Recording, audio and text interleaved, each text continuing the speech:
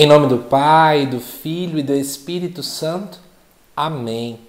Amado irmão, amada irmã que está estudando na Escola Catequética da Paróquia Nossa Senhora da Conceição, Pocinhos, é com grande alegria que estou aqui no segundo e último vídeo preparatório para a nossa disciplina de Introdução ao Catolicismo, dessa Escola Catequética 2021. E nesse segundo vídeo, se no primeiro nós abordamos o conceito da crise da fé, agora está na hora de nós dizermos o que de fato é fé para a Igreja Católica, o que de fato então é a fé eclesial e entender um pouquinho do que é que nós vamos estudar nesses dias. Então, para isso, eu preciso que você, se possível, pegue sua Bíblia e vamos juntos ler lá em 1 Timóteo, capítulo 6, o versículo a partir do 15. Vai dizer assim: que mostrará nos tempos estabelecidos o bendito e único soberano, o Rei dos reis e Senhor dos senhores, versículo 16, o único que possui a imortalidade, que habita uma luz inacessível, que nenhum homem viu, nem pode ver. A ele honra e poder eterno. Amém. É muito interessante o que vem ser falado nessa carta, 1 Timóteo, porque vem dizer no versículo 16 que o Senhor ele habita numa luz inacessível, que nenhum homem viu nem pode ver. E vamos parar para fazer uma reflexão. Se é uma luz inacessível, a palavra quer dizer que é uma luz que não se pode acessar. Nem o homem viu, nem pode ver. Como é que então eu vou falar de Deus se ninguém o viu, se ele habita numa luz que não se pode acessar e assim por diante? Como conseguir chegar a isto? Talvez seja uma pergunta natural de ser feita, tudo bem? Mas já quero lhe avisar que o Catecismo da Igreja Católica, infelizmente vai estar sem a capa, porque já está um pouquinho acabado, mas o Catecismo da Igreja Católica, que está aqui de fato o compilado da nossa fé católica, ele vai falar um pouco sobre isso. Eu queria só falar por cima do que é que o Catecismo fala, né? De fato, Deus ele está muito além de nós, certo? Deus ele está muito além. Deus não precisa se revelar. Deus não precisa se mostrar. Deus não precisa se fazer conhecer. Mas Ele quis. Por qual motivo? Porque Ele quis e pronto. Na sua infinita sabedoria, na sua grande vontade, Ele quis se revelar. Revelar significa tirar o véu. Então Deus que habita no luz inacessível decidiu se revelar, né? Já se revelando no Antigo Testamento pelos profetas, nos últimos tempos pelo seu Filho Jesus Cristo, para que assim nós pudéssemos conhecer a sua vontade. E aí, meu amado irmão, minha amada irmã, diante da revelação de Deus, a grande pergunta fica: como é que eu vou responder a Deus diante dessa revelação que Ele fez? A resposta a essa revelação, a Igreja Católica vai nos dizer que é a fé. Esse é o meio pelo qual nós podemos responder ao Deus que se revela, tendo fé. E o que seria fé, né? Inclusive as Sagradas Escrituras vão chamar de obediência da fé, né? Seria justamente nada mais do que nada menos do que se submeter livremente à palavra ouvida. Eu escuto aquilo que Deus fala pela natureza, pela Bíblia, pela igreja e assim por diante, e eu me submeto então à sua vontade. Eu obedeço à voz de Deus. E aí o Catecismo vai trazer vários pontos, eu trouxe 4 para aqui elencar para vocês, é que a fé é uma adesão pessoal do homem a Deus. Então, uma vez que é uma adesão pessoal, quer dizer que você tem que ter essa adesão pessoal. Outra pessoa não pode ter uma adesão de fé por você, né? Segundo lugar, ela é graça, é dom. Portanto, é um presente que vem do alto. É gratuito que Deus dá. Então, por isso faz sentido pedir a Deus o dom da fé, porque vem do coração de Deus a fé. Mas, ao mesmo tempo, a igreja vai dizer que a fé é um ato humano. Isso quer dizer, por exemplo, que eu posso alimentar minha fé com a reflexão, com o estudo, com a oração. Eu posso e também devo fazer minha parte. E, por fim, o Catecismo vai indo nos dizer que a fé é o início do céu. Pela fé, aqui na terra, nós já podemos experimentar a alegria que só vai ser vivida na plenitude e na glória do céu. Olha que coisa massa. Então veja que a fé é algo extremamente importante. Porém, até aqui eu só falei para vocês sobre o ato pessoal da fé. Porém, o próprio Catecismo vai dizer que ninguém vive só. Concorda comigo? Nós precisamos sempre de alguém para alguma coisa. Da mesma forma como ninguém vive sozinho, Ninguém acredita, ninguém crê sozinho. Além disso, ainda continuando, alguém precisa nos transmitir. Para isso eu quero pegar aqui a Bíblia mais uma vez, lá em Romanos capítulo 10. Vamos lá juntos. Romanos capítulo 10, versículo 17.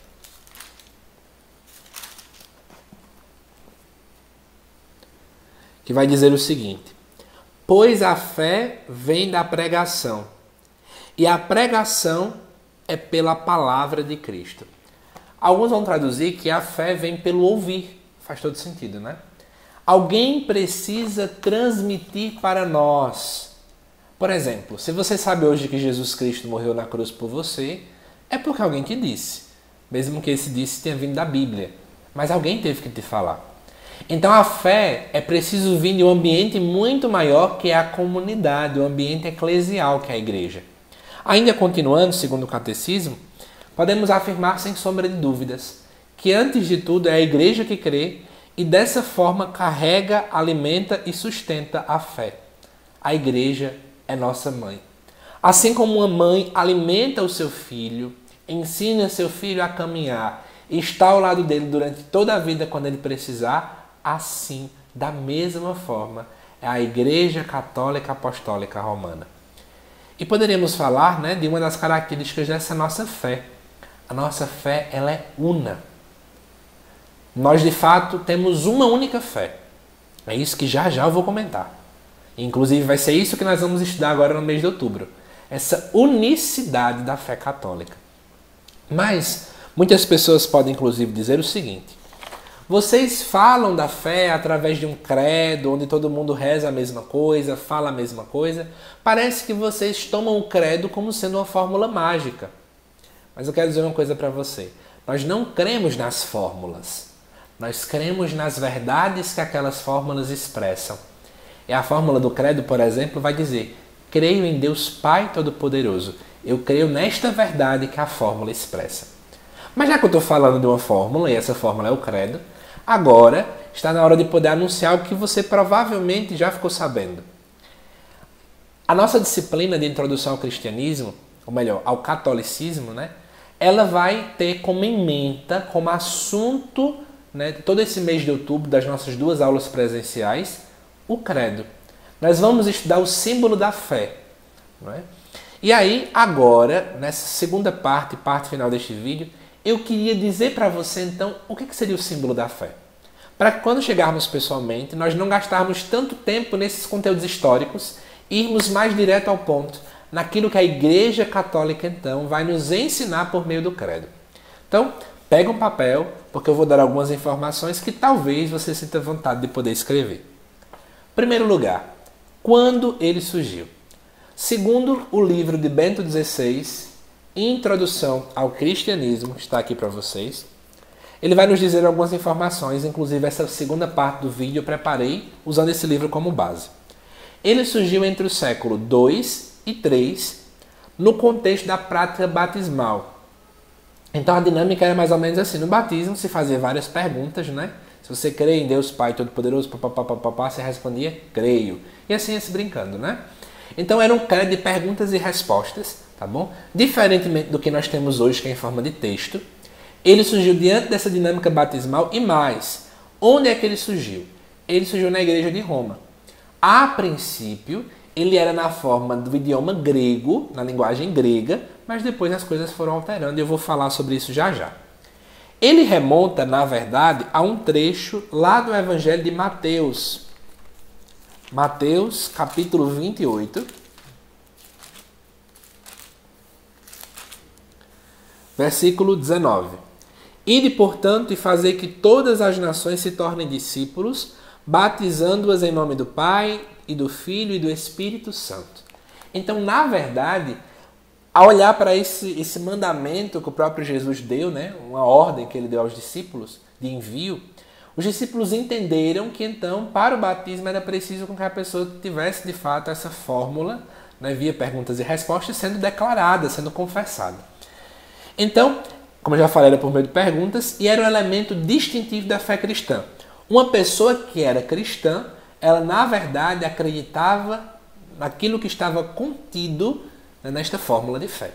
Portanto, uma vez que era o que distinguia quem era cristão católico de quem não era cristão católico, faz sentido com que a gente pudesse agora esmiuçar ele em mais detalhes. E aí começou-se então a acrescentar maiores explicações. E aí a gente poderia conversar aqui que alguns concílios foram trazendo verdades de fé. Por exemplo, existe uma versão maior do credo que é chamado Credo Niceno-Constantinopolitano. Motivo? O credo foi formulado em 2 concílios, o de Constantinopla e o de Niceia.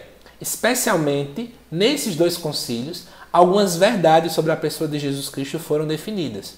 Aquela frase, gerado, não criado, consubstancial ao Pai, né? Essas expressões, por exemplo, vieram provindas destes concílios, tendo em vista algumas heresias que estavam surgindo naquele tempo. Então você está começando a perceber que pouco a pouco a igreja foi entendendo. Atenção, a igreja não foi criando teorias novas, doutrinas novas. Pelo contrário, a igreja olhando e buscando compreender a cada dia mais aquilo que Jesus já havia falado, conforme os anos foram passando, a igreja, à luz do Espírito Santo, foi entendendo melhor essas verdades. E ao entender melhor essas verdades, ela foi explicitando essas verdades. Para isso, utilizando termos filosóficos, outras terminologias, para assim melhor explicitar a nossa fé. Mas continuando, no século IV, né, já começou a se perceber a forma do credo em forma de texto. E, inclusive ganhou a versão latina, e aí ela começou a se espalhar em latim para muitas regiões. E aí começou a se pegar no gosto popular. Né? No século V, ou segundo Bento XVI, até talvez no século IV, começou a se surgir um mito. Um mito ou uma lenda, né, de que foram os apóstolos que escreveram o credo. Gente, a gente não tem consciência se isso foi verdade, tá bom? E aí se dividiu o credo em 12 partes, dizendo que cada apóstolo teria colocado uma destas afirmações. Lembrando que é uma lenda e nós não necessariamente precisamos acatar. Mas o Papa Emérito Bento XVI vai colocar algo bem interessante, né? O que significa dizer creio? Creio seria nada mais nada menos do que falar eu me entrego a e eu confirmo. Então, por exemplo, quando você fala creio em Jesus Cristo, eu estou dizendo que eu me entrego a Jesus Cristo e eu confirmo estas palavras que eu estou dizendo. Eu também tenho consciência de que isso é verdade. Quando eu falo, creio na ressurreição da carne, eu digo, eu me entrego a esta realidade, confirmo esta realidade de que ela é verdade. É isso que nós estamos dizendo em cada Santa Missa, ou na própria recitação do texto, ou no dia a dia quando nós recitamos essa oração. Não é? Mas voltando para aquele trecho lá de Romanos, capítulo 10, versículo 17, é importante que você entenda que a fé vem do ouvir e não do refletir, de uma estrutura intelectual. Na verdade, é isso que tem que acontecer. Uma pessoa, quando ela faz, por exemplo, filosofia, ela é orientada a viver numa profunda reflexão. Porque para a filosofia, a verdade vem de uma reflexão. Por exemplo, para mim, que sou matemático, as verdades matemáticas vêm de demonstrações, que são recursos lógicos que nós utilizamos. Para uma pessoa, por exemplo, posso cometer erros porque eu não sou da área, tá bom? Mas para uma pessoa que é da língua portuguesa, se ela for fazer uma análise de um texto, isso vai vir de uma análise de interpretação, uma análise histórica, uma análise crítica do texto. Para uma pessoa, por exemplo, que trabalha com a ciência mais empírica, que faz testes, então, por exemplo, testes de vacina, né? Então, a verdade da vacina vai vir mediante testes. Eu preciso fazer uma grande quantidade de testes, faço análises estatísticas para poder comprovar algo. Para a nossa fé, não é assim que acontece. Então, para a nossa fé católica, algo é verdade porque é revelado. Essa é a grande diferença. E aí por isso essa revelação vem do ouvir, né? Entendo ouvir como Deus que fala conosco das inúmeras formas que podem acontecer. A fé vem dessa forma. A fé, por exemplo, não é um produto do nosso pensamento, não é um produto da nossa ideia. O que a Igreja Católica põe no credo não é o produto do que um Papa está pensando, do que os bispos querem que a gente acredite. Mas a nossa fé nos diz que o Espírito Santo, ele inspira os nossos bispos, o Colégio dos Bispos, e a sua cabeça, que no caso é o Papa, né, que é aquele que é o líder do Colégio dos Bispos, para que ao definir, por exemplo, um dogma, nós vamos falar pessoalmente que é isso, é uma verdade de fé, quando for proclamado, seja de fato uma verdade imutável. Então, é mais ou menos essa a realidade. Mas já perto de finalizar, Talvez você se pergunte por que o credo é chamado de símbolo da fé, né? A palavra símbolo vem de uma expressão grega, symbalein, que em português significa coincidir ou juntar. Como é que era a ideia? Mais ou menos assim, as pessoas pegavam, vou criar aqui a imagem de uma argola, digamos assim, né? Então, uma pessoa pegava um pedaço, a outra pegava outro e eles se separavam. Naquele tempo não tinha internet como a gente tem hoje. Então, por exemplo, eu dava um pedaço para um mensageiro e sabia que para quem ele fosse enviar a mensagem, aquela pessoa teria outro pedaço. Então o mensageiro levava aquela parte, quando chegava lá ele encaixava como um quebra-cabeça e via que se encaixava bem, então aquela pessoa tinha direito, por exemplo, a receber um objeto, a sentar-se à mesa. Então veja que o símbolo, né, ele possibilita a união. Da mesma forma, o símbolo da fé, que é o credo, ele possibilita a união de nós que somos católicos. Por isso a importância de todo e qualquer catequista conhecer bem o símbolo da nossa fé. Porque ele possibilita com que aquela outra pessoa que você nunca viu ela direito, que você não conversa com ela, que nem tem uma intimidade com ela, mas quando for falar sobre fé, vocês falem do mesmo assunto. Uma vez que o símbolo propõe a união.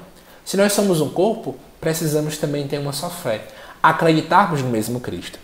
Mas para finalizar, eu queria só citar 3 frases do livro do Papa Bento XVI para instigar você a refletir muita coisa, né? O cristianismo não é um sistema de conhecimentos, mas um caminho. Nós não podemos achar que a nossa catequese ela tem que, por exemplo, se reduzir a dar aula. Não se dá aula, se catequiza. Faz ecoar, então, a palavra de Deus. E fazer ecoar a palavra de Deus é muito mais do que ensinar, mas é ensinar o outro a caminhar. A doutrina da nossa igreja é um caminho a se seguir, não apenas uma regra, um conjunto de regras que eu preciso segui-las. Para que, ou melhor, segui-las não, né? Um conjunto de regras que eu preciso decorar e aprender. Não. Isso acontece na escola. A gente aprende, depois vem avaliações das inúmeras formas e eu passo de ano. Na Igreja Católica, a doutrina é um caminho a se seguir para chegar ao Pai, para chegar ao céu. Outra coisa, a vida com conhecimento, ou melhor, a verdade como conhecimento, ela não tem força nem gera vida. Se nós começarmos a reduzir a verdade apenas como uma coisa que eu preciso aprender, decorar e ficar repetindo, igual um papagaio, como diz Papa Francisco, saiba que isso não tem força para mudar o mundo e isso não gera vida. Na verdade, o que gera vida é Jesus Cristo. E Ele é o caminho, a verdade e a vida. Não é? Então, a verdade é uma pessoa. A verdade não é um conjunto de regras e de coisas que eu preciso começar a decorar. E para finalizar, usando esse mesmo argumento, o Papa Bento XVI, Papa Emérito, né, ele disse o seguinte: a fé não é uma ideia, a fé é vida. Nós não pregamos uma ideia que está na nossa cabeça e ponto final.